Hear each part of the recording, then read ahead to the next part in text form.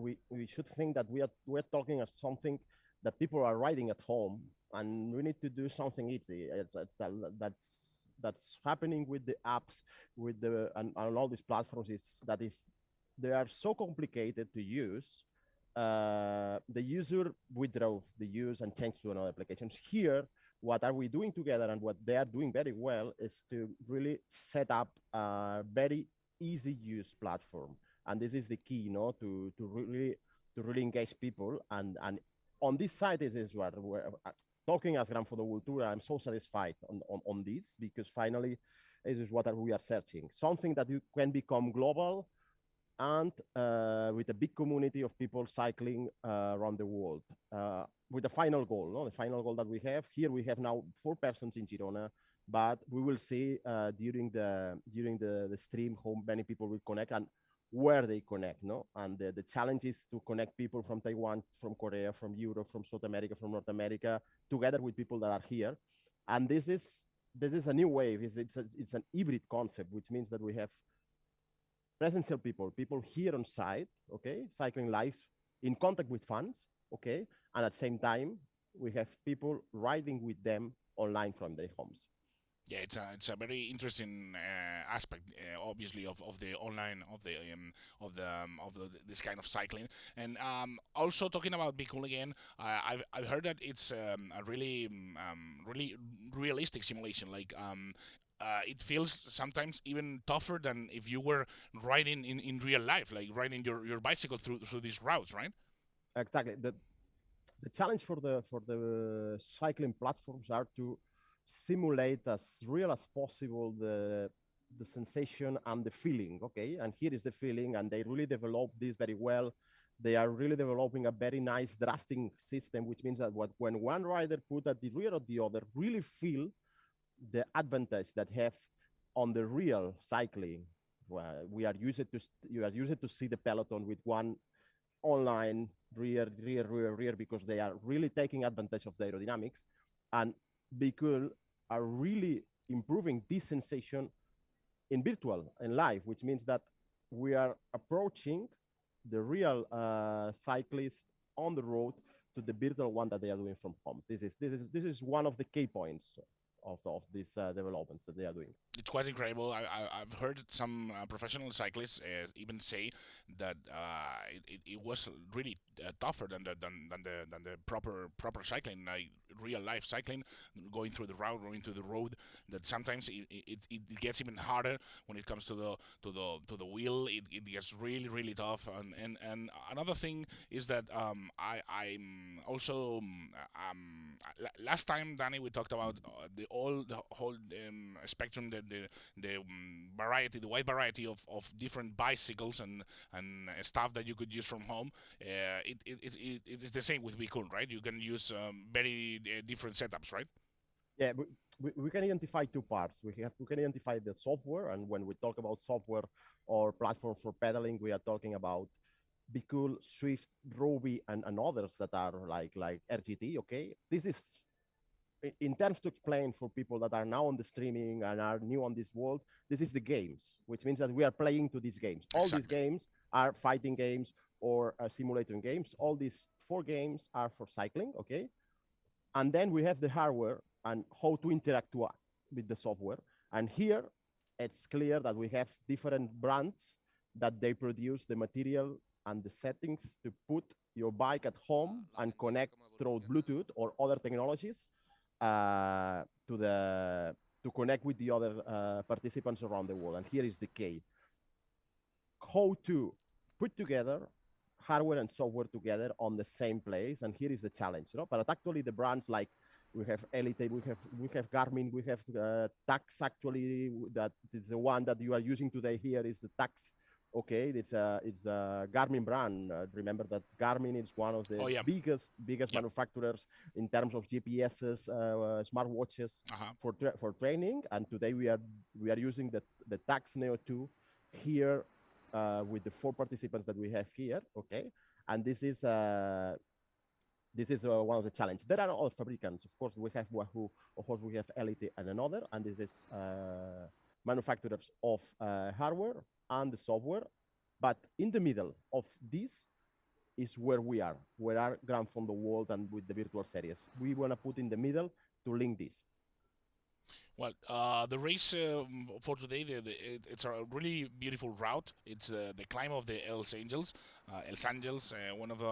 one of the most iconic and appreciated routes in the territory of Girona. And I think both the itinerary on the road and the scenery is really beautiful. I think the people at home are going to enjoy it. I think it's it really attracts many tourists who want to enjoy hiking or cycling. It's surrounded by a unique environment. The Paltos Angels is like something that can take from. It depends when if you are developing like a 3.5 watts per kilogram, you can take at around 30 minutes. If you go a little bit slower, 2.5 watts per kilogram, it can take around 40 minutes. I think we're gonna enjoy it a lot because there are really steep parts too, and some parts of the route are really tough too. Exactly. We're talking about the today's track. Okay, we choose Los Angeles. This is one of the reference high climb here in Girona, where you can find professionals and amateurs daily going up and down as a challenge. Okay, and the professionals that are living here in Girona area, they use for training. It's one of the favorite training places. We are talking about 11 kilometers and 415 meters of vertical drop. Okay, which means that it's something that we can do all of us. Okay, it's nothing. This is not the Tourmalet. This is not Mortirolo. This is not Mont Ventoux, where you need to be really fit to really arrive up alive. Here, everyone arrive alive up, and we really enjoy it. And I think that one day you and Shenim, you and me, you should go to do together this. Oh, I love that. Easy, I love that. I mean. Easy, and taking a coffee up there. Yeah, of course. There are a cafeteria up to take a coffee, and this will be fun. Have you told there's a shrine on top of the mountain? Sorry? A shrine, sort of how you call it, like a small church or something? Yeah, exactly. There are small churches up there. There are a cafeteria, and even it's an astronomical observatory or something like that. Observatory point. Oh, okay, beautiful. Up there. Beautiful. This is a very nice place. This place, you take only 11 kilometers from Girona city center, and actually Girona is becoming the connection, no, of the cycling in Catalonia region. Of course, that it's a reference. Oh yeah, like we said before, the Sea Otter Europe Costa Brava is going to be one of the most iconic bike shows in the world, right? Exactly. Actually, Sea Otter is taking really top position on reference on expo fairs. Okay.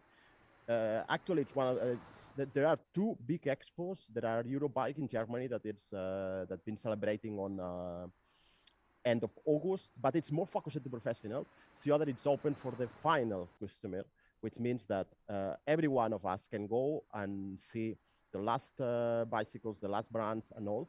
And they even have a really big competitions program around, which means that we have a Gran Fondo, part of the Gran Fondo World Tour Series, the regular one that we have tomorrow, an event of 100 kilometers from here to Girona, a nice loop in Costa Brava, and arriving here. And even since yesterday, they had the e-bike mountain World Cup event, Catalonia Cup mountain bike, gravel event, social rides, and even testing. The testing is one of the most important parts of this fair because you can come and test the last models of bike. Your dream bike, you can come here and test. And this is something that they really do very well, okay? And it's something that Sea Otter with in front Albert Balsage, who is the actually general manager of the Sea Otter, and all their team of Aussie Sport, they are doing very well because they are producing an event of 3 days of pure cycling, pure bike, and pure mountain bike, gravel, road bike during 3 days. And here, the numbers of pre-pandemics was around 15,000 visitors. And we'll see what happened this year because there are some restrictions. You need to accreditate with the code, with a QR code to enter. But let's see, because it's people want to go outside again and really see what's happening on the biking industry. Well, it's definitely a step in the right direction after the whole pandemic situation. I mean, having a fair like this, even if it's not at full capacity, it's something that I think people really wanted to. We've seen some of the racers.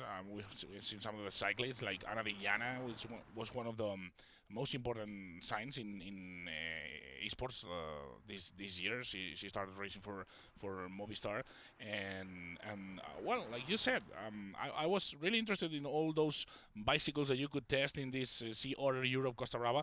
Uh, as a matter of fact, I didn't know Husqvarna. I don't know how it's pronounced, but I only knew this brand because of the chainsaws and stuff to work in the field, you know. And I didn't know it was something related to cycling too. Yeah, exactly. But finally, as you know, there are several brands and several brands actually competing in the market. But the reality is that we are on the right place. Actually, it's where we want to be. We are partnering with Sea Other since the beginning. That they decide to take from United States, where is the Sea Other Classic on April, and coming here. And since first moment when the general manager offered us the option to be part of this fair, they say that we should be there and let's see what can we produce for you, no? And this is wow. Look, I am watching on the screen because actually we have Iker Lecuona, the MotoGP rider, going full gas on the first position. Oh He's my really, God! yeah, he's really taking seriously. We can see because actually we can identify the GVFWT BC0 is actually Iker Lecuona, the Ah, MotoGP, oh yeah, yeah, yeah, the yeah, extra, yeah. and he's taking really seriously in front of. In front, we have Ana Diana from Movistar Team. We have Jose Joaquin Rojas that they are taking there a little bit easy, but actually Iker is going full gas. Yeah, yeah, yeah, yeah. This is Wow. amazing. I didn't know it was Because, Seeker. Like, it's impressive, yeah, impressive. well, actually, you should know that a lot of when we think about MotoGP 20 years ago, we think on people that are smoking and not training, and but actually Now they take care of the themselves, MotoGP, right? yeah, they take care of them. They train very hard. Some of them, for example, Iker is living in Andorra actually, and Uh-huh. he's going and climbing uphill daily, not daily, but 2 3 times per week, and training hard and training even indoor because they cannot take a lot of risks because Yeah, they are yeah, yeah. professional motorcyclists The and the injuries might be tricky. Yeah. injuries and this and actually they train from home. It's safe, but they are really competitive, as you know. Oh yeah, of course. When you are a MotoGP rider in competition with the best cyclists in the world, what you want to do, you want to win always. You have that And drive. Yeah, yeah, yeah. yeah, and they have good techniques when you can understand and you really realize that a MotoGP rider going uphill it's okay, they are strong, but when they go down you see that They they go like crazy, really, right? yeah, and the techniques that they have, they Yeah, really the they, posture. Yeah. they really draw a perfect line going downhill. It's amazing how they do. It's a place today because you really learn a lot riding with them because they have a control. Imagine they are controlling a 250 Yeah, 300 kilometers per hour. Yeah, yeah. ho- which means that for them bike at 70, 60, It's really 70, slow. 80 kilometers, it's slow for them, which means that it's easy for them. What for us, for example, if I put my bike at 80 kilometers per hour, it's so fast. For them, it's slow Yeah, because yeah, yeah. they are living at I 250 would be kilometers per scared hour. today at 80 kilometers per hour and they're like Exactly. chilling. Yeah, yeah, yeah. Exactly. Oh my God, he's going full gas. Eh? He's Really, decided really to take the advantage, incredible pace. and I think that we have the winner actually here because I did the climb on Thursday afternoon, Uh okay, huh. by my side, riding, and I enjoy a lot. I enjoy a lot, but I saw actually it's I cannot check the distance to arrive, but I see, but he's going so fast. Yeah, It's they're crazy. going really fast. It's really interesting what you told us, Danny, about a lot of motorbike drivers using bicycles because I've always heard those anecdotes and all those stories about Fernando Alonso and several Formula One drivers checking the circuits by driving first with bicycles and whatnot. I believe Fernando Alonso is a pretty big bicycle fan. He's a cyclist enthusiast, and I didn't know it was something that could be used. I mean, that your talents driving a motorbike could be something related in a bicycle, honestly. Yeah, exactly. It's happening. What is happening is the cycling is becoming very popular, and a lot of sportsmen and professional sportsmen of other disciplines decided to use the bike. Of course, that they need to take care. It's happening because if they crash with the bike, they can injure, and they are putting in risk their own professional career. But it's a way to really be in contact with the sport and to really keep their skills fit. Okay, going uphill, downhill, and it's an option that is growing. And this is why even they use the indoor cycling and virtual cycle for train. It's quite safe, okay? There is no risk to participate in social ride or events like this. But on the other side, and there are really no limitations when it comes to geography or whatnot, or like you said, weather. For example, I remember last time in April we had the other states of the Gran Fondo World Tour. You told me that indoor cycling is growing a lot in the northern countries, right? In Scandinavia, Norway, Sweden. They're crazy about the indoor cycling, right? Yeah, exactly. Because for them, the winter is so long, which means that they need to keep fit in form or in fitness center or here training in indoor trainers, and this is why they really use this, and it's why it's becoming popular in Denmark, in Norway, Sweden, and what's happening. For example, Bkool is actually it's very involved with Denmark Cycling Federation. They are developing the national indoor cycling championship with Bkool, okay, because it's becoming very popular there. Even though it's a Spanish startup, a Spanish application. Yeah, exactly. You have to go worldwide, and you have to work with the northern countries because it's really big there. We were watching some images of the race. Ana Villana, of course, in second position as for right now.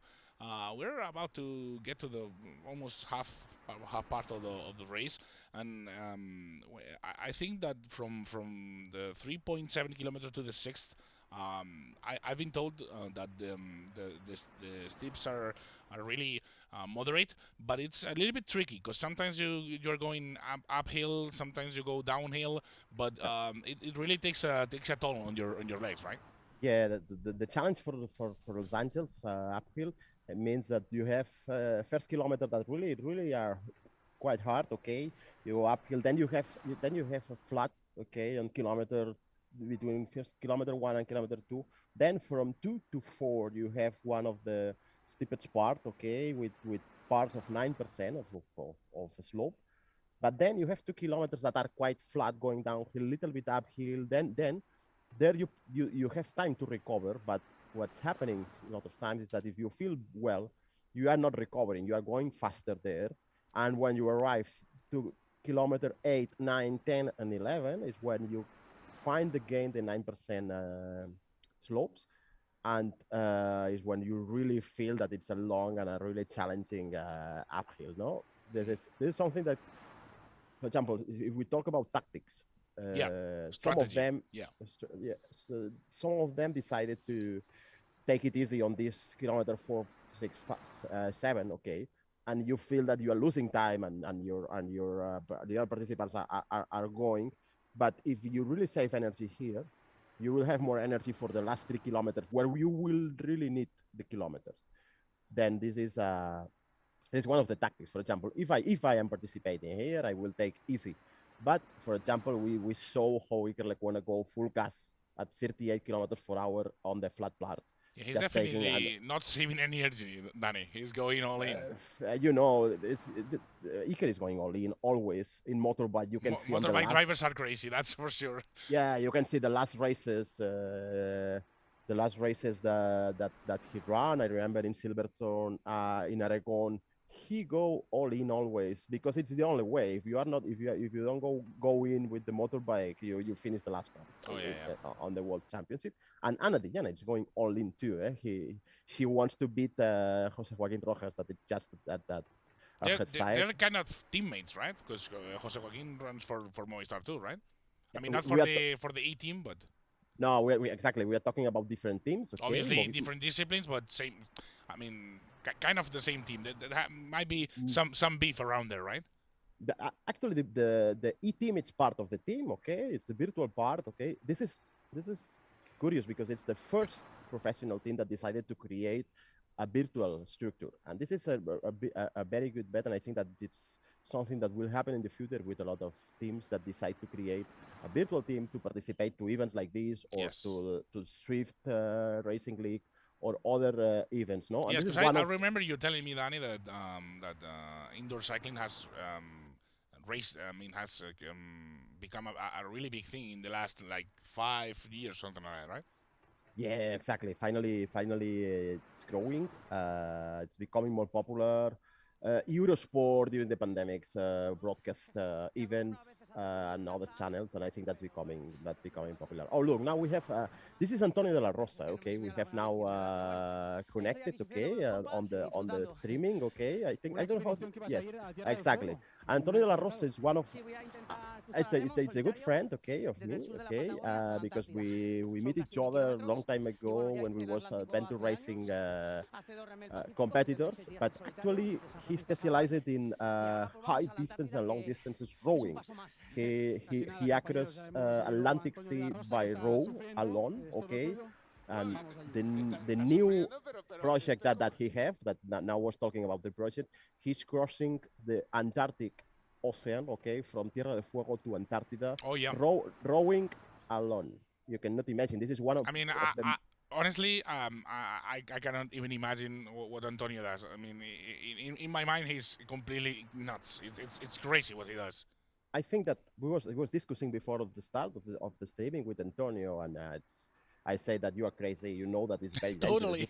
You can die and say I know, but you know that I love these challenges, and I said yeah, absolutely. And this is the last adventure that I can do on the most extreme adventure in solo rowing discipline is to do this because unbelievable. I cannot imagine the size of the waves on the Antarctic Sea. Yeah. It has to be, I don't know. Strong and extreme winds. Well, this is. I mean, he's a superhero, so whatever. If he thinks he can do it, I mean, you have to believe in the guy because he has done so many amazing things in his career. It's something that only can do people especially like Antonio, no? That they have this extremely mind and this. Oh my god! And you can see on the VADs that Iker is still moving 5 kilos size VAT per kilo. That this is crazy. This is like a professional. We are talking when we are talking about Pogacar, Roglic, and this on the Grand Tours. They are moving 6.5. He is moving 5, which means that not bad at all for a motorbike. That's a lot of power, indeed. Yeah. Let's listen to Jordi Fabregas. Yeah, now we have here Jordi Fabregas from our team, from Gran Fondo World team. He's in marketing and supporting us in terms of marketing, and actually he's here trying to beat the pros outside, and here now it's fun because he's a triathlon fanatic, okay, and he started 1 year ago racing triathlon, and he's really doing very well, and it's an opportunity to really stay at that side of this professional and representative cyclist. Probably a day he will never forget, right? No, absolutely. Finally, for us, it's one of our aims. No, we need to understand that. Be part and be involved with the community, right? Get involved with the community. Get involved with pros. It is one of the tools that we have in our hand. Okay, which means that with this we can put together. If we try to go with Jose Joaquin Rojas to ride, okay, after 100 meters of the vertical of the uphill, we will be alone. Here we go together, and there are a nice sentence that I always love to say. You know, to represent the virtual cycling. Virtual cycling is like going fast to nowhere. Yeah, yeah. You are going fast from your home to nowhere, but you can travel because you have the virtual background. You can climb whatever you want with the different platforms. You can explore the world without moving, right? Like, yeah, actually in Bkool there are hundreds and hundreds of options, and even Bkool offer the option to create your own. Maybe you are a fanatic of your nearest uphill, you can upload to Bkool, and you can offer to the other participants of the community to enjoy this your favorite uphill, which means that this is one of the parts that we really love of this platform. No, when you can engage the community and community can feel that are part of this. yeah, you just talk about Rojas. I think you have an interview with him. Yeah, exactly. Here we have José Joaquín. Disfrutando As you know, José, yeah. los otros tres, ¿cómo José te ves de ritmo? Finally, José Joaquín. Mismo ritmo para let's, poder llevarlo let's hasta el listen. final y deseando llegar ya. He can't wait to get to the hill, José right? Joaquín To Rojas, the top of the mountain. Correr Exactly. un Se metro adelante. ve ya la gota bajar por el antebrazo. Yeah, he's definitely tired. He says Yes. he's really enjoying it, but it's really fast paced. He said that the pace is really. I mean, like you said, Iker is going all in. So the rest of the cyclists are trying to follow his pace, and it's incredible, right? Yeah, actually it's this, and don't forget that José Joaquín Rojas is one of the strongest Indeed. cyclists that we have. It's a team. It's one of the teammates. If someone said me that let's do your dream team, okay, to go with you to Tour de France, to Big Tour, I absolutely, of course, that we will take Rojas because he's a cyclist with years of experience, strong really and in tough. different terrains. Cyclist as Carlos Verona, of course, that I take on my side if I have the option. They say you can choose whatever you want. Okay, absolutely, they are part of my team to try to finish a Big Tour because they have experience. They have I don't know exactly now the name, but it's he finished a lot of Grand Tours on their career, maybe 20 or 25. He's minimum, really reliable, right? Yeah, exactly. It's a key point of and a key part of Movistar Team on the Grand Tours. Key point. Clear. Well, we still see Ana Diñan, who is performing admirably. I must say, she's trying to keep the distance with Iker, and that's not an easy task, obviously. Yeah, exactly. No, actually, Iker is going full gas. It's so good. It's going so fast and it's doing well. And for Iker, it's an opportunity to show that he's very strong. I know that he's very strong because I had the chance to train with him sometimes, and he's so top. But now here it's showing us how strong he is, and I think that's arriving to the last meters. Let me check because that must be almost the top of the hill. Yeah, almost. Not so far, Not so far because Look, they're arriving now, Oh my God. Jesus, that timing is crazy. It's arriving. Yeah. It's just, let's see, last meters. Yeah. Wow, he's in. You can see, Incredible. In how many? I don't see the final time. I cannot see the final time. I don't know if you can see. I'm trying to. But anyway, we will see on the. Sure that Angel from Bkool will have cleared it. We'll check. But anyway, doing. I believe it's around 24 minutes. I think I'm seeing 24 minutes. It's possible. It's possible. It was around 24, 30 or something like that. Yeah, absolutely. I remember that I take it 34 minutes on Thursday. Okay. Yeah. I mean, I was expecting around 30 minutes, even 40. I talked with Angel before, and he said like at a power of 3.5 watts per kilogram, it would take around 30 minutes, and that's what the expectations were around that mark. Doing it in 25, 24 even, it's blowing my mind. I mean, Iker has outdone himself. Yeah, absolutely. This is good. No, very well. I need to congratulate Iker because he said me that, Danny, I will participate and I will take seriously, and he really did. He really did, absolutely. There's no doubt about it, yes. No, but sometimes you can invite people and say, but I will take easy, and I say, no, you will not take easy because I know that you are a hard competitor and you want to win all the time in this life. no matter what. Yeah. And now all I do is win. Yes, sir. Yeah, absolutely. And now, as I see, it's just going a little bit downhill, around 200 meters to start the last uphill point. Okay, he's here, really close to go. That's good. Nice.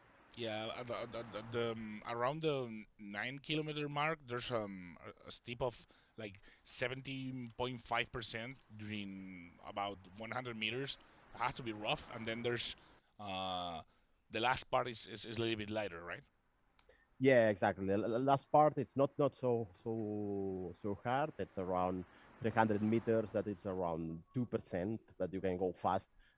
But you can go fast if you arrive with energy. It's like you said before. If you save some energy for the last part, it's really important, right? Exactly. If you didn't save energy, you arrive there completely die. You might suffer. Which means that exactly, and everyone passes you there. Okay, this is. But well, he's doing well. I'm really satisfied about this because very good. I think like I told you, honey, they're topping the expectations by quite a long margin. I think they're overperforming. They're going crazy. Yeah, exactly. No, they do well, and as you know, when you have at side people like Team Movistar Team with Anna, you have people that really knows what they do. They are they're more similar to professionals. So now we have here Iker cooling down. Okay, last 5-7 minutes to recover. Yeah, look, he's completely died from home. This is good, and I think that they have because they next week they have a race again. I don't know where. I think in Austria, or I'm not sure absolutely about the MotoGP calendar. But these days he's recovering, training, and going home. And here we have again Joaquín Rojas entering for the last part. Pero espectacular, Arnau. Rojas ha sido el ganador de esta subida. Y ahora sí, un poco más fresco, tenemos a Rojas, campeón de esta cursa virtual. ¿Cómo te has sentido? Bien, la verdad que bastante bien. Como te he dicho antes, he puesto un ritmo de principio y bueno, ya está al final un poquito regulando. Como decíamos, un poco más fresco ahora, calentando un poco más y terminando la carrera como uno puede. Sí, un poco más fresco, sí, porque justo antes me habéis pillado ahí una rampa del 17%, iba súper apretado. No, la verdad que, bueno, disfrutando del bonito puerto y muy bien. Muchas felicidades y hasta pronto.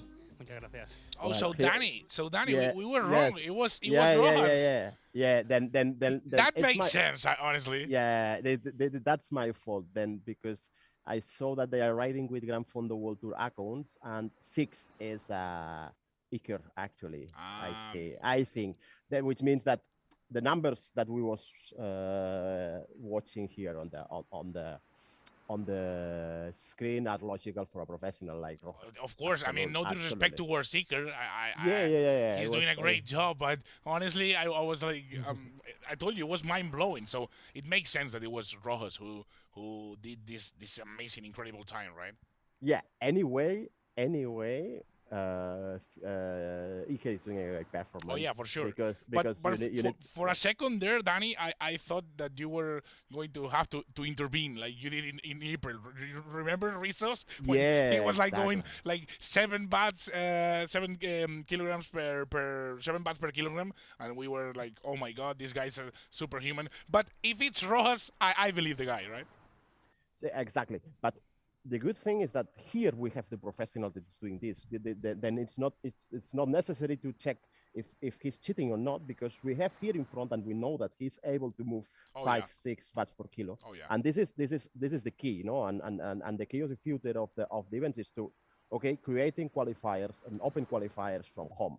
And there's Ana Diana reaching the hill. Yeah, okay, up at the end. Yeah, here it is. Okay. Great race by Ana, honestly. Yeah, amazing, because you need to understand that Rojas Let's hear from her. Very good. Lo haga en condiciones y se relaje. Sí, pero ya está, ya la tienes, Arnau, ya está hablando contigo, ¿eh? Ya está hablando conmigo, ya está pues recuperada dentro de lo posible. ¿Cómo estás, Anna? Bueno, pues un calentón bueno. Hay algunos porcentajes que se quedaba la bici muy clavada, pero bueno, lo hemos pasado bien con los compañeros. Misma pregunta, ¿el ritmo te has visto bien? Ha atacado desde el principio mi compañero, yo pensaba que me iba a esperar, pero se pone en modo carrera y no hay manera. Pues muchas felicidades por quedar segunda y por esta etapa tan buena. Rojas entered race mode and there was nothing to do about it. Like she was saying that I thought he was going to wait for me, we were going to ride together or something like that, but then Rojas entered race mode and it was impossible to follow, exactly. to keep the pace, right? Yeah, exactly. Bah, you can start, but finally, professionals are professionals. Obviously. I mean, Anna was pretty proud of herself. She did a great race, and exactly. The most important thing, Danny, was that she said that she enjoyed herself. That's I think that's the most important part. That, even if you want to compete or you want to be the best or whatever, I think indoor cycling is all about having fun, like you said before, right? I think really clear that the key is to understand that this is something for train, something to really take fun. Of course that it's competitive, but finally here today we are in a social ride. Exactly. It's a competitive social ride. Now we have here, and I think that we have now. Look, yes, I think that now it's Iker. I think because I saw on subjective that it's going. I think that now it's Iker, yes, because he is moving very well and third position, very well. Really well done by him, yes, sir. Yeah, exactly. Pretty decent time around the 32-minute mark, which is pretty good. Very good. And here we have Antonio again. Look the difference with the professionals of cyclists. Oh yeah. And the amateurs like you and me, no? Or Antonio. I know Antonio is a good cyclist. I mean, Antonio is a good cyclist, but I've heard he's better in long distances, right? Yeah. He's a specialist in extreme and long distances, and actually this is a sprint for them because 15 minutes. Look, so it's here. He tenido que sacar un riñón y parte del otro par. Disfrutando del esfuerzo aquí. He's so funny. Yeah, he basically said that he almost gave a kidney, right, to be able to go get through that 70% steeps ramps. We talked about those before, and even for Rojas that they were a challenge because he said that in the previous interview he barely couldn't talk because he was going through those slopes. So it has to be really hard when even Rojas suffers, right? Yeah, exactly. It's you can feel the difference when they finish and the recovery time that they have. Actually, I can understand that Antonio Rosa is going up here, one of the strongest parts, and if they come with you to the mic to talk on this moment, it's like crazy. You cannot talk. I actually was very surprised by Ana Villana because she barely finished the race and she was able to talk, and I was like, whoa, my God, what a lung capacity. What about Jordi? Jordi, I think that's I don't know if where exactly now. I think that I can that it's the next to arrive or around and recovering now. Then it's already finished. Hasta ponerte de pie en la bici. Buen ritmo. Sí, yo soy muy de ponerme a pie y me meto como un poco en la carrera y al que subía del 7-8% ya me ponía de pie. Me siento más cómodo. He feels more comfortable if he gets on top of the bike. Even, las palabras de nuestro participante. It's changing your posture. You know, some people climb better sitting on the bike. Others prefer to get up. It's up to the driver, to the cyclist, right?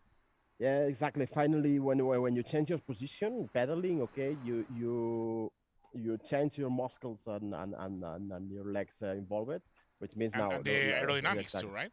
And the aerodynamics too, okay, and then you can change the position, but some of them prefer to go up, and others prefer to go seated to really develop the maximum power. But the combine of both, it's maybe one of the keys for amateurs to. So it was Jordi who finished before instead of Iker, right? As I say, Jordi finished third, okay, and Iker it's arriving now, last meters, as I understand. Let's see if you can see the flags. You have to be proud, Danny. Good representation for Gran Fondo. Exactly. Did great, huh? We have the representative finishing The there. first from the rest of the pack, from the human beings. I mean, barring of course Rojas and Diana, who are professionals. The first of the rest, the first of the normal human beings, it was Jordi Fabregas. So congratulations. Yeah, the first non-pros. Look, Yeah, here, exactly. Here we have Iker, okay, arriving, and let's see, and okay, and now it's Antonio. Okay, it's already. Now it's Antonio finishing. Look, well, this guy is a monster. He's finishing now. I have him up there, down there. So funny. This guy is very good, incredible. very good. Huge fun. Yeah, exactly. No, very good. No, it's crazy. It's crazy. They do well. What a lovely Saturday, Danny. What a lovely race, man. But I think that's a nice experience. Oh, and, yeah. and the most important challenge is what are we trying to do? Is we're trying to do mixed events, which means that you have people riding from home and you have people riding here, and this is the main challenge, no? To how to really do this, and how to really put together on the same community people from home and people here on site and people around the world doing the same, just cycling and taking fun. And I think that this is the key, and I think that's a good summary from my side about this streaming, to really be proud of this product that we are trying to do, but the product that we are trying to develop together with Bkool, to put competition and social rights for the cycling community of around the world.